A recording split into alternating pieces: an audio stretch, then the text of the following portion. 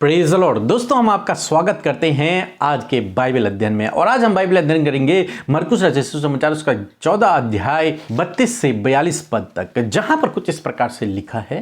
फिर वे गतसमनी नामक एक जगह में आए और उसने अपने चेलों से कहा, यहाँ बैठे रहो जब तक मैं प्रार्थना करूं।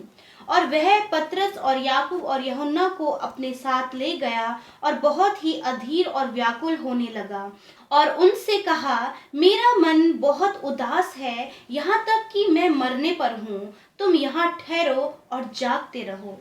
दोस्तों, यहां पर परमेश्वर का वचन कहता है कि जब प्रभु यीशु मसीह ने अपने चेलों से बातचीत की, पतरस के इनकार की भविष्यवाणी की, अपनी मृत्यु की भविष्यवाणी की, उसके बाद वे सब के सब गतसमनी नामक एक जगह पर चले गए। और वहां पर प्रभु यीशु मसीह ने अपने चेलों से कहा कि तुम यहां पर बैठे रहो जब तक कि मैं प्रार्थना करता हूं। और प्रभु यीशु मसीह पतरस, याकूब और यूहन्ना को लेकर थोड़ा आगे गए और प्रभु यीशु मसीह का मन वहां पर बहुत ज्यादा व्याकुल हो रहा था। प्रभु यीशु मसीह ने अपने चेलों से कहा कि मेरा मन बहुत उदास है, यहां तक कि मैं मरने पर हूं। क्यों प्रभु यीशु मसीह ये सब कह रहे हैं? क्योंकि प्रभु यीशु मसीह के पकड़वाने की जो घड़ी थी, जो समय था, वो बहुत निकट था। इसलिए प्रभु यीशु मसीह का मन व्याकुल हो रहा था, उदास हो रहा था, क्योंकि प्रभु भी मनुष्य शरीर में थे और वो अपनी मृत्यु को करीब देखकर डर रहे थे, घबरा रहे थे, उदास हो रहे थे। क्यों? क्योंकि प्रभु यीशु मसीह भी मनुष्य शरीर में थे। और जब प्रभु यीशु मसीह ने अपने चेलों से कहा कि तुम यहां पर ठहरो और जागते रहो, जब तक कि मैं प्रार्थना करता हूं तब तक तुम यहीं पर बैठे रहो और जागते रहना। क्योंकि रात का समय था। प्रभु यीशु मसीह ने उन्हें कहा कि तुम सोना नहीं बल्कि जागते रहना। फिर आगे देखते हैं आगे क्या हुआ। फिर वह थोड़े आगे बढ़ा और भूमि पर गिरकर प्रार्थना करने लगा कि यदि हो सके तो यह घड़ी मुझ पर से टल जाए, और कहा, हे अब्बा, हे पिता, तुझसे सब कुछ हो सकता है। इस कटोरे को मेरे पास से हटा ले, तो भी जैसा मैं चाहता हूँ वैसा नहीं, पर जैसा तू चाहता है वैसा हो। दोस्तों, फिर हम यहां पर देखते हैं पतरस, याकूब, यूहन्ना वहीं पर ठहर गए और बैठ गए।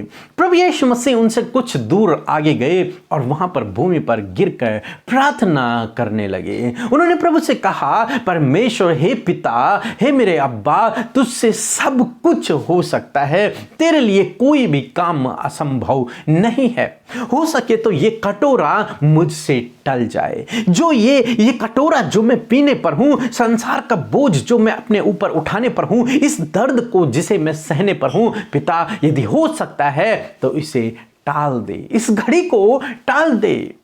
क्यों ऐसा कह रहे हैं? क्योंकि प्रभु यीशु मसीह मनुष्य शरीर में है। इसलिए प्रभु यीशु मसीह कह रहे हैं कि प्रभु, हो सके तो ये मृत्यु का कटोरा जिसे मैं पीने पर हूं, प्रभु, इसे तू मुझसे दूर, परंतु मेरी इच्छा नहीं बल्कि तेरी इच्छा मेरे जीवन में पूरी हो। जैसा मैं चाहता हूं वैसा नहीं, बल्कि जैसा तू चाहता है प्रभु, वैसे ही मेरे जीवन में हो।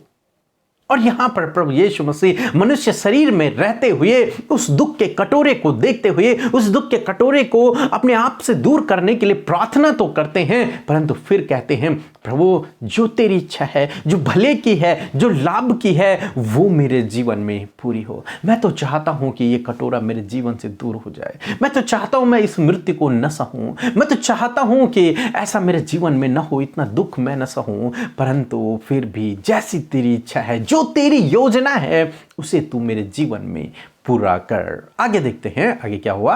फिर वह आया और उन्हें सोते पाकर पतरस से कहा, हे सिमोन, तू सो रहा है?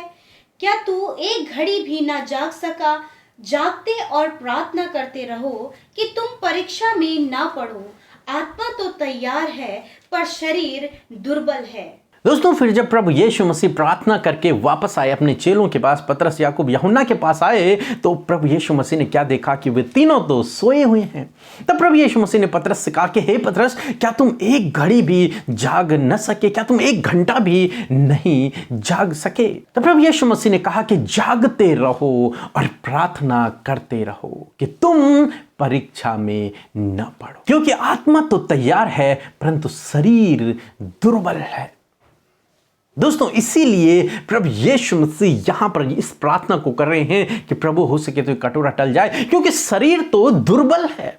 शरीर इतनी मार को नहीं सह पाएगा, शरीर इतने दुख को नहीं सह पाएगा, परंतु आत्मा तैयार है। प्रभु यीशु मसीह की आत्मा भी तैयार थी। इसीलिए प्रभु कहते हैं कि मेरी इच्छा नहीं बल्कि तेरी इच्छा मेरे जीवन में पूरी हो। और यहां पर पतरस, यूहन्ना, याकूब को भी प्रभु यीशु मसीह यही कह रहे हैं कि तुम भी प्रार्थना करो, कहीं ऐसा ना हो कि तुम भी परीक्षा में पड़ जाओ, कहीं ऐसा ना हो कि तुम्हें भी पकड़वाया जाए, कहीं ऐसा ना हो कि तुम पर भी वो सताव आ जाए। इसलिए तुम प्रार्थना करो, जागते रहो, सो मत, जागते रहो, प्रार्थना करते रहो, क्योंकि तुम्हारा शरीर भी निर्बल है। हालांकि तुम आत्मिक रूप से बलवान हो, तुम कह दो रहे हो कि मैं तेरे पीछे चलूंगा, मैं तेरा इनकार नहीं करूंगा, तुम आत्मिक रूप से इन बातों को, परंतु शरीर दुर्बल है। ये शरीर उस दंड को नहीं सह पाएगा। आगे हम देखते हैं आगे क्या हुआ। और वह फिर चला गया और उन्हीं शब्दों में प्रार्थना की। फिर आकर उन्हें सोते पाया, क्योंकि उनकी आंखें नींद से भरी थी और नहीं जानते थे कि उसे क्या उत्तर दें। फिर तीसरी बार आकर उसने कहा, अब सोते और विश्राम करो, बस घड़ी आ पहुंची है। देखो, मनुष्य का पुत्र पापियों के हाथ पकड़वाया जाता है। उठो, चलें, देखो, मेरा पकड़वाने वाला निकट आ पहुंचा है। आमीन।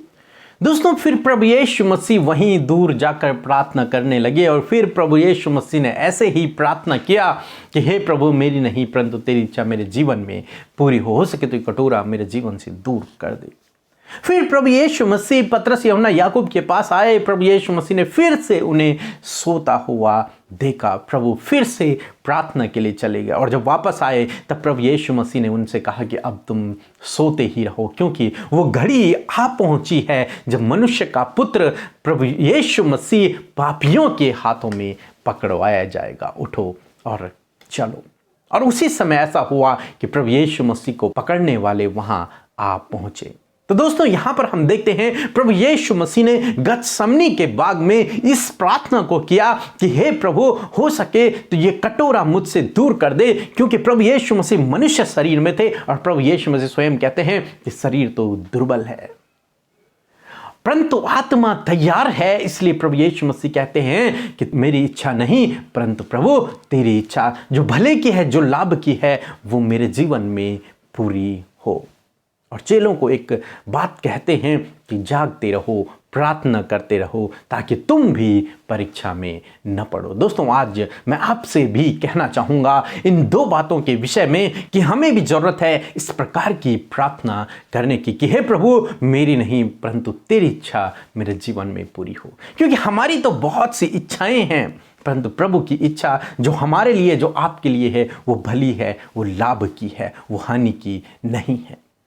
इसलिए हमारे अंदर भी ये हियाब होना चाहिए कि हम परमेश्वर से कहें, प्रभु तेरी इच्छा मेरे जीवन में पूरी हो, मेरी नहीं परंतु तेरी इच्छा मेरे जीवन में है, जो कुछ तू चाहता है वो मेरे जीवन में पूरा कर। और दूसरी बात कि हम भी हमेशा प्रार्थना में लगे रहें, जागते रहें, कहीं ऐसा ना हो कि आप भी परीक्षा में पड़ जाओ। सो प्रभु आपको इस वचन के द्वारा बहुतायत से आशीष दे। आमीन।